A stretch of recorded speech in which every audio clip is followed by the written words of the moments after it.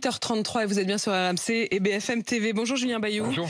Vous êtes député Europe Écologie Les Verts de Paris. Beaucoup de questions à voir avec vous sur la fiscalité, sur la malbouffe, mais surtout sur le logement. Et alors je vais tout vous dire. La vérité, c'est qu'il y a donc une très grosse crise du logement. Tout le monde le dit, que ce soit du côté des bailleurs, que ce soit du côté des professionnels, même le patronat. Tout le monde dit qu'il y a une crise du logement et des conséquences très importantes sur la vie des Français. Et quelle que soit d'ailleurs la configuration, que vous soyez locataire ou que vous souhaitiez devenir propriétaire. Le gouvernement devait faire des annonces aujourd'hui. Le ministre du Logement, le ministre de la Transition écologique, et puis finalement plus rien. Ils ne sont pas prêts, visiblement, ça n'est pas tranché. La raison officielle qu'on nous dit, c'est qu'il y a un décalage pour des raisons techniques. Et donc vous vous emparez du sujet, vous faites des propositions, au fond vous faites le boulot que le gouvernement finalement ne fait pas. Oui, malheureusement, je ne comprends pas pourquoi ça tarde, parce que la vérité, c'est que cette crise, elle n'est pas nouvelle. La Fondation Abbé Pierre nous dit, chaque 1er février, les chiffres, la vérité, le mal logement, 4 millions de mal logés, un nombre de SDF qui a doublé, et malheureusement, on peut le voir dans les rues, qui ont doublé en 15 ans. Et puis, vous l'avez dit, finalement, une pression du logement qui prend à la gorge les ménages de plus en plus, et voilà, quel que soit le mode d'habitat, on est locataire, le loyer augmente, et on est propriétaire, et bien le prix du crédit augmente et ça prend à la gorge et c'est le premier poste des ménages et on n'en parle pas. Voilà, c'est étonnant comme ce gouvernement. Je dis ce gouvernement. On n'en parle pas. Nous, les médias, on en parle. D'ailleurs, tout le monde alerte. Je le disais, les bailleurs, vous le disiez, la Fondation Abbé Pierre, mais même Geoffroy Roux de Bézieux, le patron des patrons, qui n'est pas tout à fait normalement dans la même catégorie que l'Abbé Pierre, il se retrouve à faire le même discours, à dire attention, on va au-devant d'une catastrophe. Mais vous voyez que par rapport à des sujets qui enflamment le débat public, le logement, qui est le premier poste de dépense, mais c'est aussi la clé de tous les droits. Il n'y a pas de droit à la santé si vous n'avez pas de logement, pas de droit à la vie privée, droit à une vie familiale. Vous n'aurez pas de travail si vous n'avez pas de logement. Enfin, voilà, c'est le premier de tous les droits. On n'agit pas, et je dis ce gouvernement, mais je pense au gouvernement précédent. Finalement, Emmanuel Macron, parce que c'est lui, le président, n'a rien fait sur le logement depuis son arrivée. Et donc, on attendait le Conseil national du logement. On attendait de l'action sur l'encadrement des loyers, sur l'encadrement des fonciers, il devait s'exprimer la rénovation thermique. Aujourd'hui, précisément, les annonces devaient être faites aujourd'hui. Elles sont donc décalées officiellement pour des raisons techniques, mais il semble qu'ils aient du mal à trancher. Alors justement, on va écouter vos propositions à vous, en attendant. Et quand je dis à vous, c'est vous, Julien Bayou, Europe Écologie Les Verts, mais c'est vous avec justement des députés aussi d'autres partis. En gros, quand je dis que vous avez fait le boulot du gouvernement, vous avez fait un boulot aussi transpartisan. Oui, j'en suis très fier et très heureux de porter ces propositions sur l'encadrement des meublés touristiques. On s'attaque à la question de Airbnb, Abritel, Booking. Vous voyez, ce tsunami de logements qui sont retirés du marché pour être passés en meublés touristiques. Alors c'est là que j'ai un peu du mal à comprendre quand même, Julien Bayou. C'est-à-dire qu'on dit qu'il y a une énorme crise du logement et vous, la réponse, c'est de réduire Airbnb. Est-ce que vraiment c'est à la hauteur ? Oui, parce que c'est pas du tout anecdotique. Interrogez le sénateur de droite des Pays Basques, Max Brisson, il va vous dire, en fait, il y a des gamins qui sont mis à la rue à l'été pour que les logements puissent être mis en meublé touristique en haute saison. Interrogez le député socialiste du Pays Basque, Iñaki Echaniz, il va vous dire la pression sur ces résidences secondaires, tous ces logements qui sont transformés en résidences secondaires ou tous ces logements qui sont transformés en Airbnb. Et le député Horizon, qui est dans la majorité, et avec qui on ne sera pas d'accord sur les retraites, Christophe Plassard, eh bien, il vous dit, à Oléron, en Charente-Maritime, c'est ça, c'est les volets fermés, c'est des logements qui deviennent des Airbnb. En fait, on a des logements qui sont retirés du marché. Et je voudrais insister là-dessus, je vise pas, nous ne visons pas, bien sûr, ni le tourisme, ni la personne, le petit couple qui va louer son logement, celui où il habite, pendant qu'il n'est pas là, il va le mettre sur Airbnb. Ça, c'est très bien, il n'y a pas de problème. Là, vraiment, la question, c'est des investisseurs qui achètent des appartements, voire des immeubles entiers, à Paris, par exemple, et qui les transforme intégralement en logement. Là, vous retirez du logement, vous spéculez dessus, et vous retirez du parc immobilier pour les familles, pour les travailleurs. Et ça anéantit les efforts de construction, ou les efforts de construction de logements sociaux. À Paris, c'est ça. Ça représente quel pourcentage ? Et à Paris, ça efface ce qu'on a pu construire sur les 15 dernières années. Vous aurez du mal à trouver, je vous mets au défi de trouver un logement pour une famille avec 2 enfants à Saint-Nazaire, par exemple. Dans le 3e arrondissement, là où je suis élu, vous avez 20-25 fois plus d'annonces de meublés touristiques que de logements classiques, vous voyez, en location. En fait, ça touche tous les territoires. Tous les territoires. Donc c'est pour ça que les élus de tous bords, et je le redis, majorité, pas majorité, de droite, socialistes, écologistes. Et en plus, en vrai, ça nous fait du bien de travailler ensemble. Vraiment, on l'a constaté, on se chamaille, on n'est pas d'accord, mais pour le coup, sur des mesures très ambitieuses, la fin de la niche fiscale, le fait d'encadrer aussi les résidences secondaires, de mettre un agrément, un permis de louer, d'offrir aux collectivités, aux mairies, la capacité de contrôle et de régulation. Voilà, c'est ça qu'elles nous disent. Donc concrètement, quelles sont les règles que vous allez imposer ou que vous voudriez pouvoir imposer? En fait, on les a mis en place sur encadronsairbnb.fr et on appelle les mairies à soutenir cet appel. Et moi, je suis heureux que Marseille, Lyon, Paris disent banco, on veut soutenir. Mais je suis aussi heureux que Saint-Julien-de-Calonne, je pense qu'à moins les honneurs des médias, 160 habitants en Normandie disent on n'en peut plus, on veut encadrer.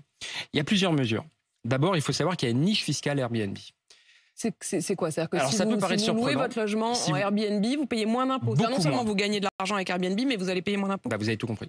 C'est plus lucratif et vous payez beaucoup moins d'impôts. Il y a un abattement de 71%. Je ne rentre pas dans les détails, mais la base, c'est que votre appartement, si vous avez la chance d'en avoir un, que vous le mettez en location, eh bien, vous devez être taxé, imposé pareil, selon qu'il est courte durée ou longue durée. C'est ça la base. Selon que vous le louez à une famille à long terme ou à un Américain de passage. Bien sûr, il faut arrêter le pouce au crime, envie de dire, l'incitation. Donc ça, c'est la première mesure, c'est la fin de la niche fiscale. Cette niche fiscale. Supprimer la niche fiscale. C'est bon pour les impôts, et puis c'est bon pour l'égalité. Et c'est pas un vain mot, c'est important. Il y a une autre mesure d'égalité, c'est que si vous avez une passoire énergétique, vous savez qu'on ne peut plus la louer. Ces appartements qui sont mal isolés, qui consomment énormément, pour soutenir la rénovation thermique, là encore on attendrait que le gouvernement mette les moyens, c'est autre chose, mais c'est interdit de les louer en classique.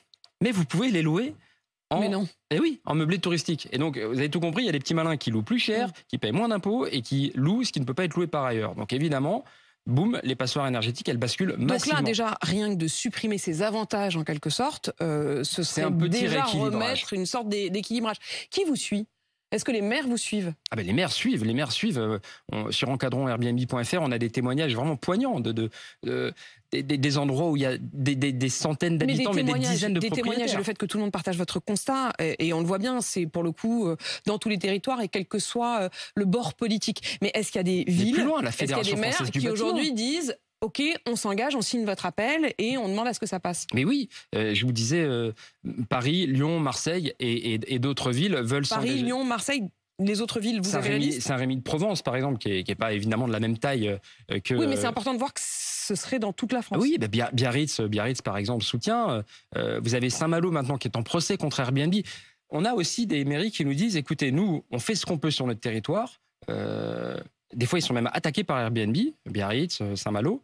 Et donc, il y a un enjeu d'une règle au niveau national qui les sécurise juridiquement. Est-ce que ça va passer au niveau national? Est-ce qu'à l'Assemblée nationale, vous avez une chance, malgré le fait que le gouvernement, en effet, soit plutôt aux abonnés absents sur cette question du logement pour l'instant, que ce soit adopté?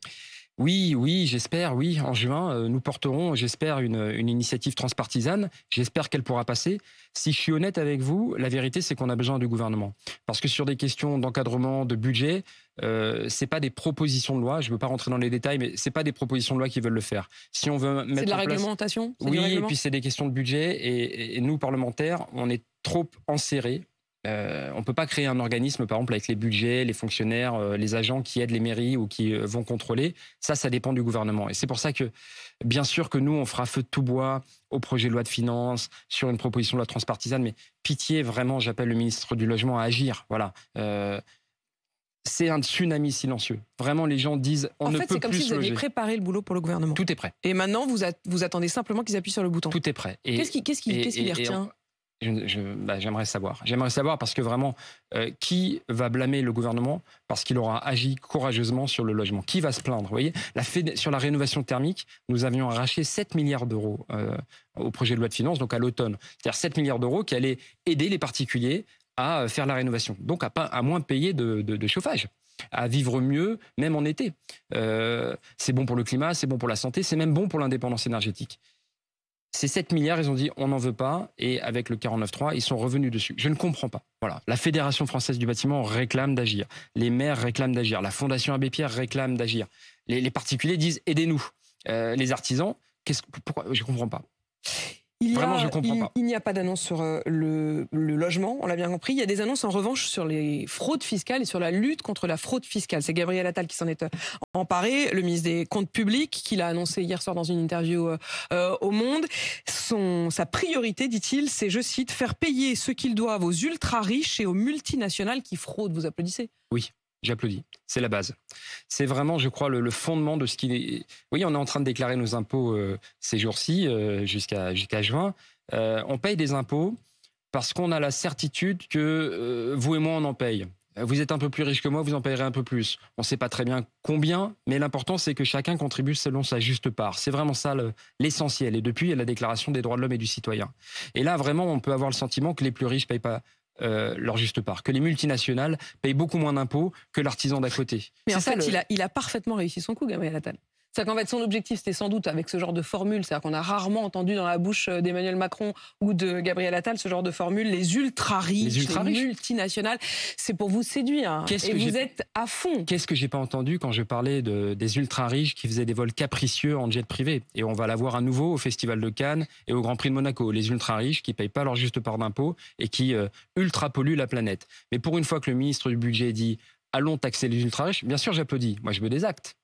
Mais la notion d'indignité fiscale et civique est vraiment importante. Le consentement. Alors, elle existe déjà, visiblement. Mais qu'il l'applique. Par exemple, une mesure toute simple. Vous savez qu'une fois, il y avait un match de l'équipe de France face à la Suisse en Suisse, et on disait les deux équipes jouent à domicile. Parce qu'il y avait quasiment tous les joueurs de tennis de l'équipe de France qui étaient domiciliés en Suisse. Eh bien, indignité fiscale et civique.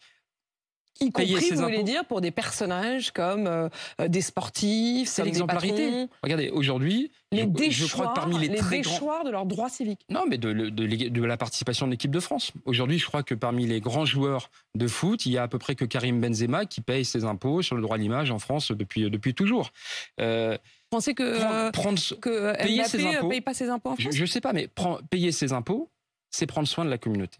C'est ça être patriote. Vous avez des informations sur Mbappé qui ne paierait pas ses impôts en France? Je ne sais pas, moi je parlais de l'équipe de France de tennis. Parce que quand vous m'avez dit Benzema, c'était pas l'équipe de France de tennis. Non, je voulais pas dire que tous les joueurs ne payaient pas leurs impôts. Donc moi, j'ai deux éléments en tête qui viennent. Karim Benzema, dont on me dit qu'il paye ses impôts en France et je m'en réjouis. Et puis l'équipe de France de tennis, dont beaucoup étaient domiciliés en Suisse. Et dans ces cas-là, tant pis, ils n'ont plus le droit de représenter la France. Mais je pense que ça serait une vraie vertu d'exemplarité. Vous voyez, et repeindre les murs des impôts, des centres des impôts. C'est des travaux d'intérêt général, c'est intéressant. Je vous le redis, payer ses impôts, c'est prendre soin de la communauté. On pense qu'on en paye un peu trop, ceci, cela, mais en fait, vous voyez, on est bien content de les trouver quand les pompiers combattent les incendies ou quand des aides-soignants viennent en brancardier vous chercher quand vous êtes malheureusement fait une entorse. Donc payer ses impôts, c'est prendre soin de la communauté. Évidemment, je ne suis pas dupe que le ministre essaye de séduire. Moi, je lui demande des actes. Vous applaudirez aussi quand ils feront la lutte contre la fraude sociale, ce qui devait être normalement les deux volets allaient ensemble. D'ailleurs, dans la phrase d'Emmanuel Macron, lorsqu'il s'est adressé aux Français il y a une dizaine de jours, il avait dit on va lutter contre la fraude fiscale et contre la fraude sociale. On le fait déjà. Vous savez peut-être que pour demander le RSA, on vous demande depuis quand vous êtes en couple et sinon depuis quand vous êtes séparés. En fait, on réclame et on vérifie le compte en banque des allocataires du RSA. En fait, on réclame des vertus aux plus pauvres dont on exempte complètement les plus riches. Mais ils ont annoncé également que, notamment sur cette question de la fraude sociale, ils iraient plus loin dans la recherche des preuves et notamment mettre à contribution les agences de compagnies aériennes pour demander si, oui ou non, les allocataires ont voyagé et combien de temps ils étaient hors de France. Est-ce que cette lutte-là, vous l'applaudirez aussi? Non, mais il y a eu des propos parfaitement racistes, disons le mot de Bruno Le Maire sur... Pour vous, c'était raciste, c'était à ce micro. Oui, bien sûr, c'était raciste de la part de Bruno Le Maire d'alimenter des stéréotypes et des préjugés sur les Maghrébins qui ne font que transférer ce qu'ils peuvent pour soutenir la famille. Voilà. Il avait dit du Maghreb ou ailleurs. La réalité... Et il avait aussi cité le Portugal. La réalité, c'est, je le redis, c'est déjà très contrôlé sur les allocataires du RSA. Moi, j'ai pas de souci à ce qu'il y ait des contrôles, mais je le dis, c'est très contrôlé, y compris quel est votre statut marital et depuis quand vous êtes célibataire. C'est ça qu'il y a sur le CERFA de demande du RSA. Oui, mais c'est pareil sur les impôts. La question ensuite, c'est est-ce que vous vérifiez? Non, mais sur les impôts, on vous demande si vous êtes en couple. Mais c'est pas du tout pareil. Le crédit impôt recherche est une véritable niche fiscale. Une entreprise déclare, je vais faire des recherches, voici les milliards. Et c'est pas du tout contrôlé. Et au contraire, vous avez des entreprises qui profitent de ce crédit impôt recherche pour licencier. C'est l'exemple de Sanofi, par exemple. Moi, je suis pour qu'il y ait enfin des contrôles sur les entreprises. Qu'on lâche la grappe aux particuliers. et qu'on mette enfin des contrôles aux entreprises. Julien Bayou, les manifestations, c'est visiblement 2 poids 2 mesures. Il y a eu plusieurs manifestations soit autorisées, soit interdites ces derniers temps. L'une qui a été autorisée et qui a fait beaucoup parler, c'est cette manifestation organisée notamment par des personnes du GUD. C'était dans les rues de Paris. Je voudrais qu'on regarde ces images pour ceux qui sont sur BFM TV. Ça s'est passé samedi dans les rues de la capitale. Une marche silencieuse qui faisait un peu froid dans le dos, il faut quand même le dire, avec notamment des personnages masqués, alors que c'est strictement interdit sur le sol parisien. Celle-là a été autorisée, ça vous choque? Pas de trouble à l'ordre public, hein, c'est l'explication de la préfecture de Paris. Ce qui est vrai, c'est vrai. Pas de trouble au sens, pas de cassage. Enfin, mais c'est l'alarme, là. Les néo-nazis défilent en plein Paris. L'ultra-droite suprémaciste défile en plein Lyon. Et là, c'est pour un cortège, mais d'habitude, ce sont des ratonnades. D'habitude, ils vont aller tabasser des gays dans des bars LGBT. C'est ça la réalité, qui gangrène notre pays. Et donc, le ministre de l'Intérieur, lui, qu'est-ce qu'il fait? Il s'en prend à la Ligue des droits de l'homme, la vieille, noble dame qui s'est constituée au moment de l'affaire Dreyfus, qui a défendu notre République, la liberté de manifester, la liberté d'expression. Vous voyez, c'est pas un 2 poids 2 mesures, c'est une erreur fondamentale. Ces gens-là sont dangereux. Dans cette manifestation dont on parlait hier, masquée, il y a des néo-nazis, des suprémacistes blancs, l'ultra-droite. Il y a aussi 2 anciens trésoriers de Marine Le Pen, très proches du Front National, Axel Lousteau, qui m'avait par exemple menacé physiquement en plein conseil régional. Je le dis, ces gens sont dangereux, il ne faut pas du tout banaliser. Ces gens-là veulent abattre la République, veulent abattre l'égalité. Et qui, le ministre de l'Intérieur, cible? Des militants écologistes pacifistes et la Ligue des droits de l'homme. Dans le même temps, pratiquement, il y a eu aussi des manifestations anti-Emmanuel Macron. Certaines ont été annulées. Les Champs-Élysées étaient d'ailleurs vides pour les commémorations. D'autres ont été autorisées. Il y a eu cette manifestation avec ce slogan que je voudrais qu'on écoute. Louis XVI, on l'a décapité. Macron, Macron, on peut recommencer. Écoutez. Louis XVI, on l'a décapité. Macron, Macron, on peut recommencer. Louis XVI, on l'a décapité. Et parmi ceux qui criaient ce slogan, Julien Bayou, il y avait notamment Christophe Prudhomme, un élu LFI qui avait été sur votre liste. Ça vous choque? Oui, c'est pas du tout le rôle d'un élu. Évidemment, c'est pas du tout les slogans que moi j'aurais chanté. Je voudrais pas qu'on passe tout l'interview là-dessus parce que les images d'Emmanuel Macron qui défile en saluant une foule imaginaire, je trouve sont assez symptomatiques. On confine pas la démocratie. Et donc, il espère tourner la page des retraites. On y reviendra. Et le 8 juin, nous pouvons abroger cette réforme à l'Assemblée. C'est ce que vous espérez, bien sûr. Julien Bayou, député Europe Écologie Les Verts de Paris. Merci d'avoir répondu à mes questions. Il est 8h50 sur RMC BFM TV.